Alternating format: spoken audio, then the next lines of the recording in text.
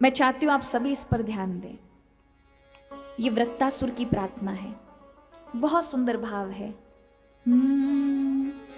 अहम हरि तव पादिक मूला दासानुदासो भवतास्मि भूयः मनस्मरिता सुपीतिर्गुणास्ते गृणीत्वा कर्म करोतु कायः। क्या मांगा सबसे पहले श्लोक में कहा, भगवान आप मुझे क्या दें? सिर्फ अपने भक्तों के भी चरणों में बैठा हुआ जो भक्त है, उसके भी चरणों में बैठा हुआ भक्त है, उसके भी चरणों में बैठा हुआ जो दास है, उसकी चरण शरण दीजिएगा प्रभु। क्यों? आपके भक्तों के दासों के दासों के दासों के दास भी अगर मिल गए तो हमारा जीवन धन्य हो गया। और क्या कहा प्रभु? मुझे कुछ नहीं चाहिए। ये मरते समय बोल रहे हैं। नयनाक पृष्ठम न च पारमेष्ठ्यम न सार्वभौमं न रसाधिपत्यम न योग सिद्धि पुनर्भवं वा समंजस्त्वां विरहैकांक्षे। ना मुझे त्रिलोकी का कोई लोक चाहिए, ना ब्रह्मलोक चाहिए, ना वैकुंठ चाहिए, ना गोलोक चाहिए, ना अन्य नरक इत्यादि, ना मृत्युलोक का सार्वभौम राज्य चाहिए। प्रभु सिर्फ आपका विरह चाहिए। क्या चाहिए? कि मैं याद करता रहूं और आप मुझे वो वियोग दें, आपकी तड़प दें। कैसी तड़प दें? ये जो सूत्र है यहां पर, इसके ऊपर बड़े बड़े संत बलिहारी जाते हैं महाराज। बहुत प्यारा सूत्र, उसमें जो एग्जाम्पल दिए ना वो बहुत सुंदर है। यहां कहते वृत्तासुर कैसी तड़प चाहिए मुझे? अजात पक्षा इव मातरम खगः। पहले पक्षी का उदाहरण दिया। जैसे एक छोटा सा पक्षी चिड़िया है, उसके गर्भ में अंडा होता है। अभी अंडे के अंदर जीव है, लेकिन अंडा अभी मां से अटैच नहीं है ना, जुड़ा नहीं है, स्पर्श नहीं प्राप्त है। जैसे अंडा निकला तो मां अपने पंखों से उसको ऐसे बैठ जाएगी, गर्मी देगी। यानी वो पूरी तरह से अभी जुड़ा नहीं, अंदर ही है, लेकिन मातृत्व से अभी उसे गर्माहट मिल रही है। लेकिन जब वो फूटता है गर्मी से, उसमें से एक छोटा सा शिशु बाहर आता है, जीव आता है। पहली बार उसने अपनी दृष्टि से अपनी मां को देखा होता है। उसके छोटे छोटे पंख हैं, सिर्फ ऐसे ही हिलेंगे, काम के नहीं है कि वो उड़ सके, खुले आसमां के नीचे हैं, किंतु ऐसे ही पंख हैं, उड़ नहीं सकते।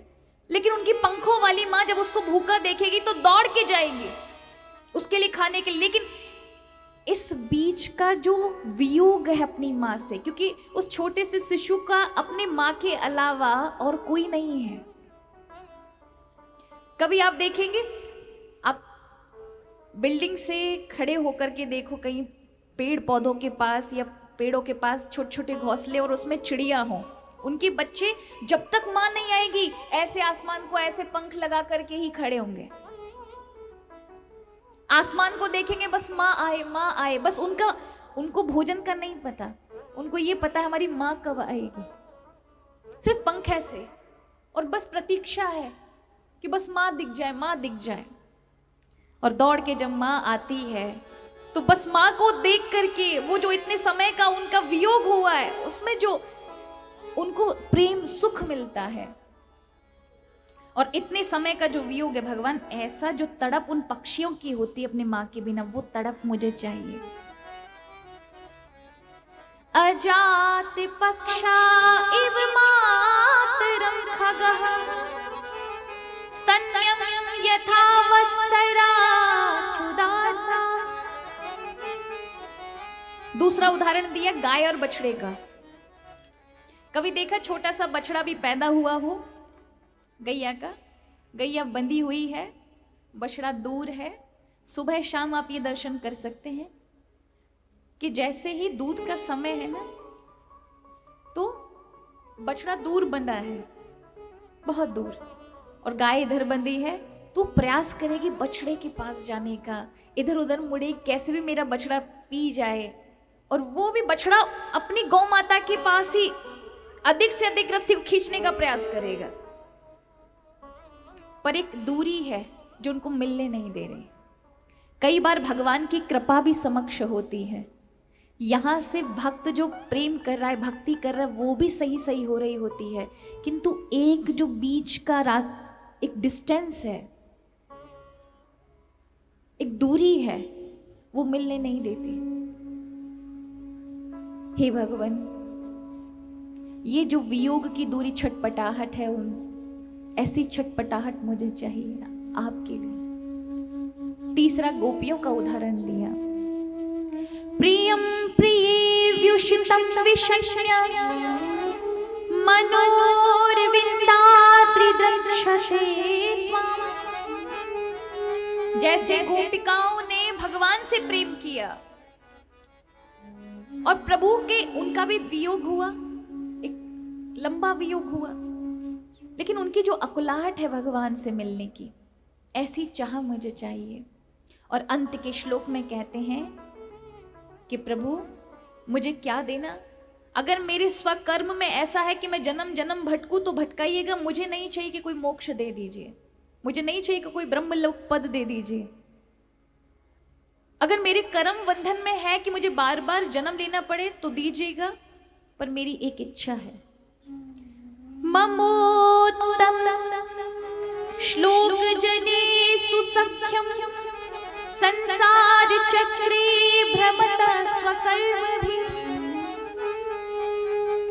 भले ही स्वकर्म के कारण हे उत्तम श्लोक प्रभु मुझे भटकना पड़े, आना पड़े, तो मुझे कैसा देना, मुझे ऐसे लोगों से मित्रता कराना जो आपका नाम, आपकी भक्ति, आपसे प्रेम करते हो। उन लोगों से मेरी कभी मित्रता मत कराइएगा। किनसे? आशक्त चित्तस्य न नाथ भूयात्। जो स्त्री पुरुष बाकी सब धन जंजाल इन्हीं को ही श्रेष्ठ मानते हैं, इन्हीं से चिपके हुए भगवान से दूरी, ऐसे लोगों का कभी मुझे दर्शन ना हो, कभी मेरा कभी मिलन ना हो। मेरा जब भी प्रभु सख्य भाव मिलन कराइएगा, रिश्तेदार भी रखिएगा, परिवार भी रखिएगा, तो ऐसे लोगों से रखिएगा, संबंध भी उन्हीं से कराइएगा जिनमें भगवान की भक्ति हो। इतना सुंदर कहा महाराज। यहां वृत्तासुर के इस सुंदर भाव को भगवान ने ग्रहण किया, योगियों की सी गति उसने प्राप्त की।